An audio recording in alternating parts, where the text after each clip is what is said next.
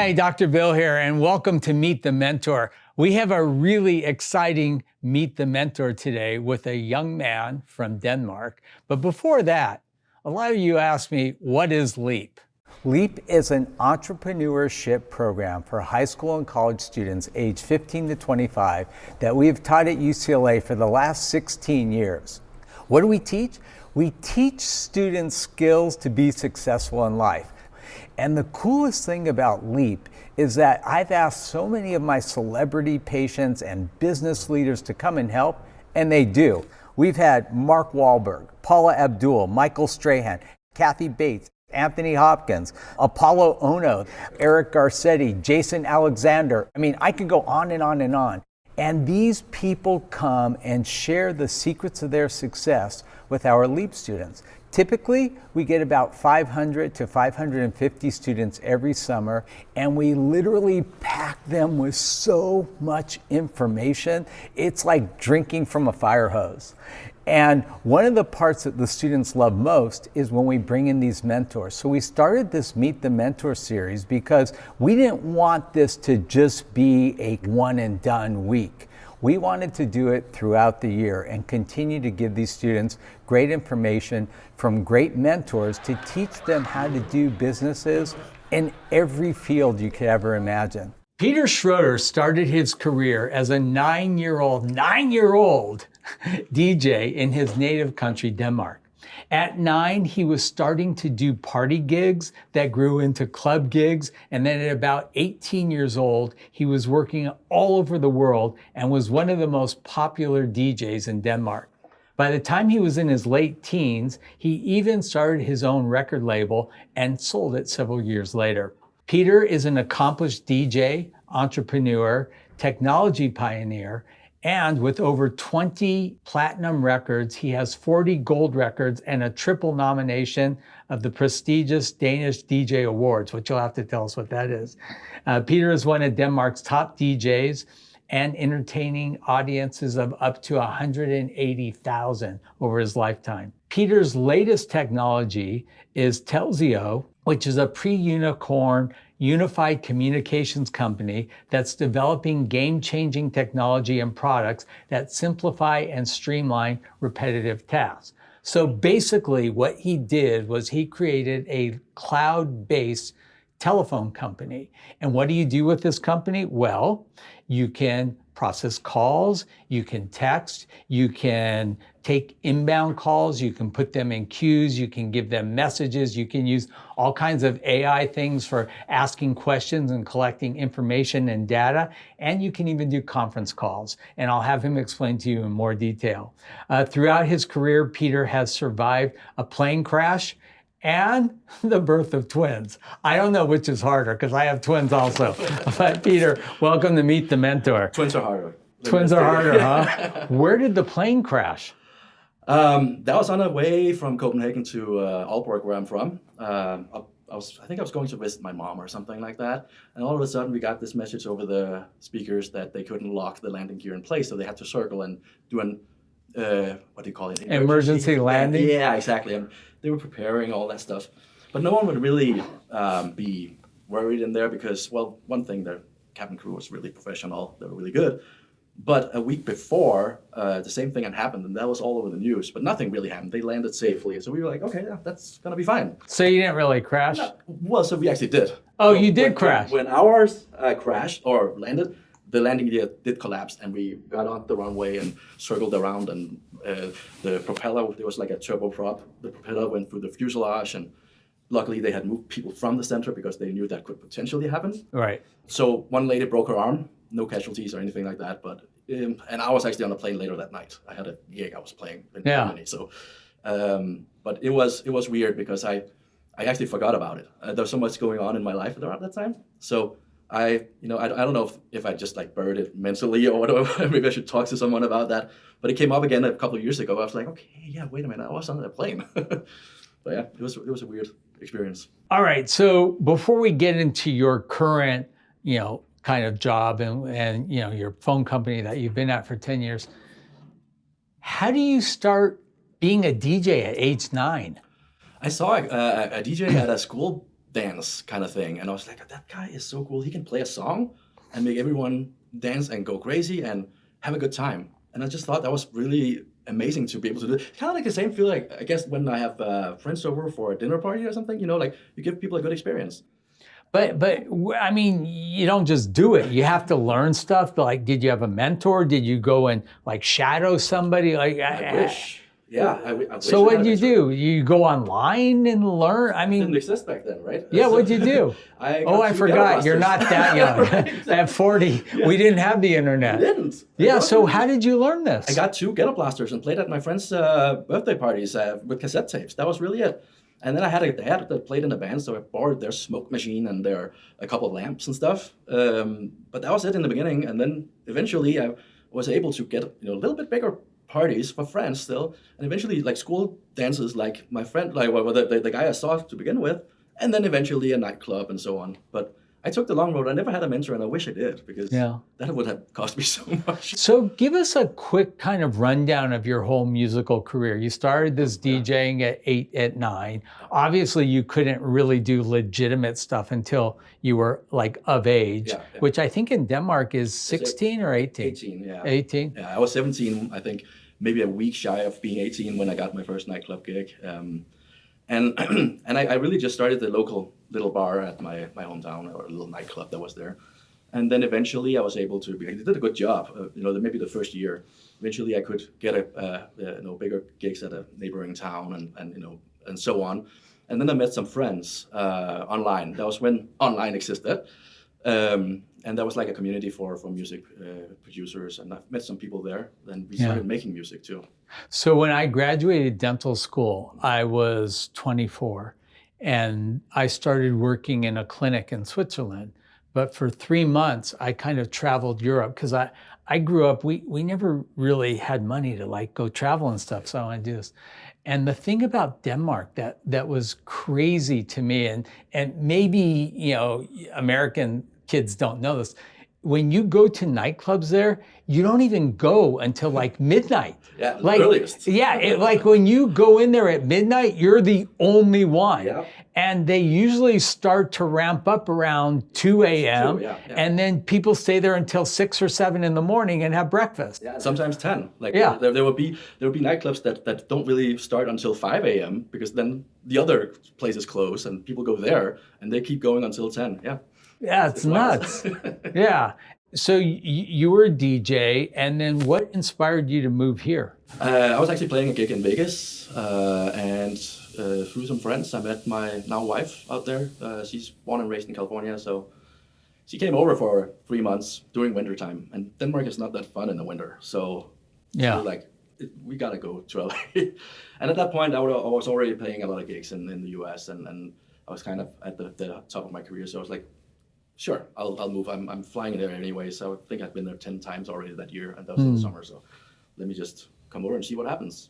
All right. So how does being a DJ transition into starting up a telephone cloud-based company? So I've always been a nerd. I've always been tingling with computers since I was really young, and programming. I've been doing other things as well, IT related. So when I was around 27, I think, I was at the top of my DJ career, and I played 383 gigs in 1 year within 12 months. So I was burned out. Wait, that's more than one a day. It is. It's typically 3 a day. Right. And you have 1 day of travel once. Wow.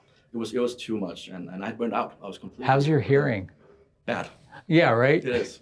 I don't have tinnitus. I don't have a ringing tone or anything like that, but I have really bad hearing. It's not. I can't recommend that part. And when you're young and you just play blasting music, you don't really worry that much about that. But I wish I would have back then. But I was playing a lot, and I have ADD, so I have to be very structured about when I produce music and write. So I can't just be on a plane or in a hotel room and sit on my laptop and make a song. A lot of my friends can, and I really envy that. So I have to have my studio neatly set up.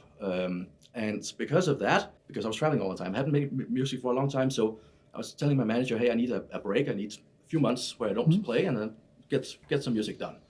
So while I was doing that, and this was the time where I met my wife, at that time I was doing another little side project where I was kind of developing a platform for DJs and producers to exchange music and promote their music. And I needed a phone system for that. And I couldn't find anything that was cheap and out of the box that could work. I couldn't pay a lot of money for it. So I was like, okay, I'll just code it myself. And that was a lot of fun. So I just never stopped coding that, And that's also why I say I never stopped DJing. I just started doing something else, and maybe I'll be finished with that and then go back to DJing. Who knows? So I get it. You wrote code, you had this idea, but that doesn't really create a business, right? How did you actually start to market it and get customers and grow this thing?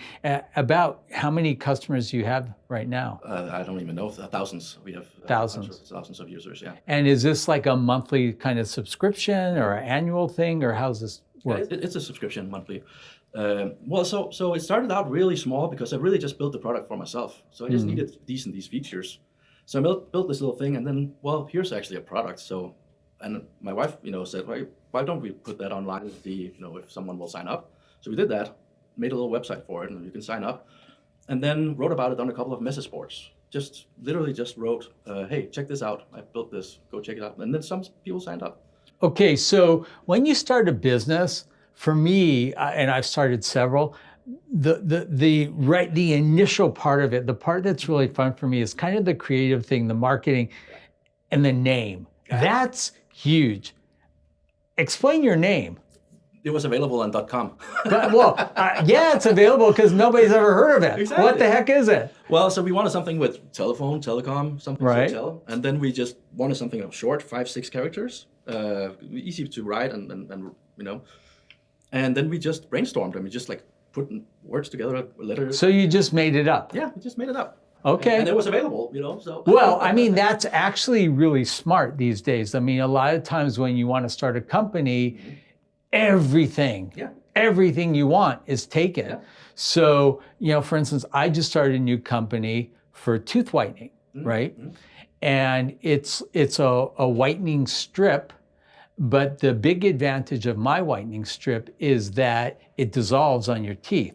So at the end of the process, you don't have to throw this gross thing away. Right. So the strip basically disappears. So the tagline is, stains disappear, strips disappear, and poof, your teeth are white. I like that. So they're called poof tooth whitening strips. Uh-huh. But what I did is what they did with Spanx. You know what Spanx are? Yeah.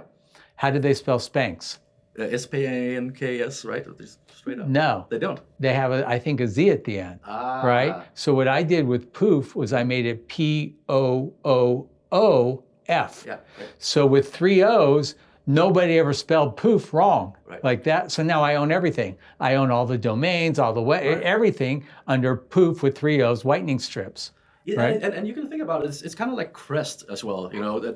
That's also just a word that's made up. It doesn't mean anything. No. It doesn't have to. No. It has to be easy to spell. Right. And it can't be too long. It can't be, mistaken. Yeah, no, I didn't know if maybe in your language this meant, but you just made it up. And that's, it's great. And what's more important to me is really that .com is available, because that has some authority to it. No, of course. You can't do .net. Listen, my daughter works for Kim Kardashian's company, which actually, if you take Spanx, is a knockoff of Spanx, but they did them better. Uh-huh. And they're called Skims. Well, brilliant. Kim Kardashian is one of the most recognized names in the world. Oh, yeah. So she has the name Kim in it, put an S on there, Skims, right? Yeah, I like Genius. That. Yeah, I like that. So it doesn't have to be anything particular. It just have to be recognizable. Okay, so you develop the technology, you have a platform that's viable, you have a good product, you're using the product, which is also very beneficial, and you create a name, and then you start marketing it. So how did the marketing process actually evolve? That was the hardest part, because we didn't have any money. We cashed in my wife's 401k, $16,000, that's all we had. And we were up against, let's say, AT&T, Verizon, billions of dollars to the market. Yeah, not a small company. Exactly. And okay, there's certain things we can do. We can go and buy ads on Google or, keywords and stuff like that. Yeah, there's $700 per click in our industry. We didn't have that money. The math does make up, because, I add up when when you take 7 years of tenure for a company, and maybe they pay $1,000 a month or something for a big one, right? So it does add up, and you could, but you have to have that money up front to buy those ads, and we didn't. So we had to figure out, what do we do then when we can't buy ads? Well, we had to get good at SEO, and we did. So we really just figured out, okay, how do we get on page 1 on Google for certain keywords? That took a long time. We've been doing this for 10 years. We are number 1 on many of the good keywords that we want to be.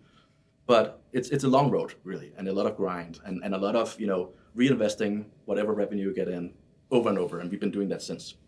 Was there like a particular company that helped you do that, or you just like did it by trial and error? Or? Yeah, back to the ADD thing, right? So for me, that's a superpower. It gives me the ability to get really, really, really good at something, like really dive to the bottom of the rabbit hole and then start digging for more.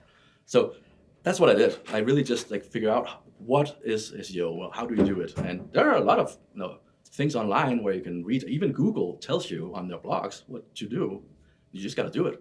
So a keyword for you would be? Phone queue or phone menu.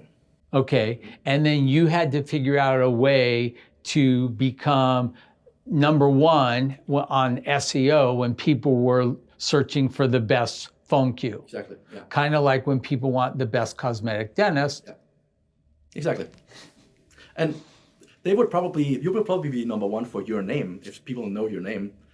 But if they don't know the name, then they search for those keywords, right? Right. And you have to make a website that will show up as that, and you can't just fake that. Google is really, really smart. Google wants the searcher to get whatever is in the searcher's best interest. So if your website is the best result, then you will be in number 1.